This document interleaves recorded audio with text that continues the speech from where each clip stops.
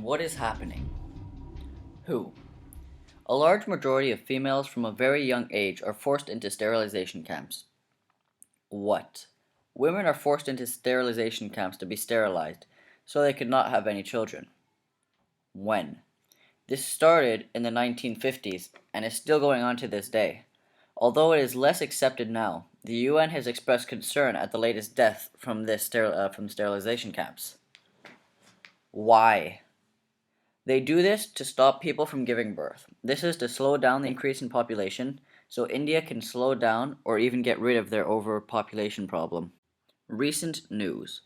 11 women died from sterilization camps by the government in Chhattisgarh, where at a hospital in the central state of Chhattisgarh. Who? More than 80 poor women who are around 20 to 30 years old. On the chart you see on the right hand side, it says 14.6 million people sterilized between 2010 and 2013.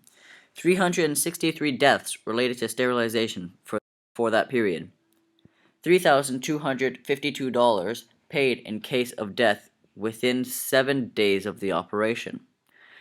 $813 paid in case of death between 8 and 30 days after the operation. The Indian government intended the sterilization policies to prevent people from reproducing babies. The Family Welfare Program, which was carried out from 1972 to 1988, is the sterilization program. The strategy that the government used was that while they integrate family planning and maternal and child health services, they actually aim the program to emphasize sterilization. As you see on the right hand side of the page, it shows the data from surveys covering nationality representatives of samples of women of reproductive ages, showing which ages are reproductive.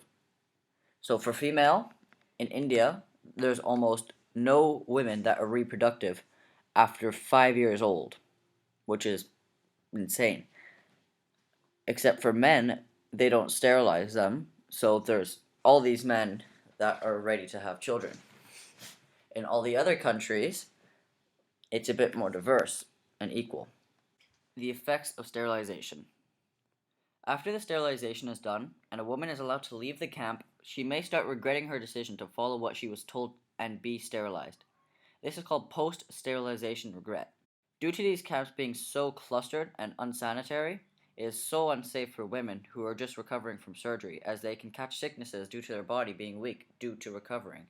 Even though what is happening in India is so wrong, it is working, and the population is slowly decreasing. And that's what the camps were meant for, to decrease population.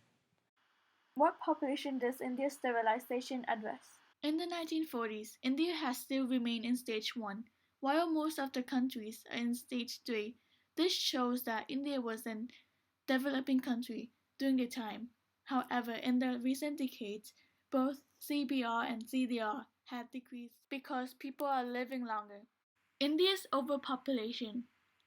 India is the world's second most populated country with 1.27 billion people. It is predicted that the country will overtake China by 2030. India was the first country to establish a family planning policy. One third of Indian women has been sterilized. Malthusian theory can also relate to this kind of topic. Rapid increase CBR. Too many people can cause starvation, poverty, and depletion of natural resources. Secondly, population growth. A large population of consumers can have a greater demand for goods. Food supply. In India, rice production has followed Malthus' expectations. Geographical concept. GPS can find precise location of healthcare where women are being sterilized. For example, GIS can locate the site of Chhattisgarh, which is one of the poorest cities in India that have sterilization camps.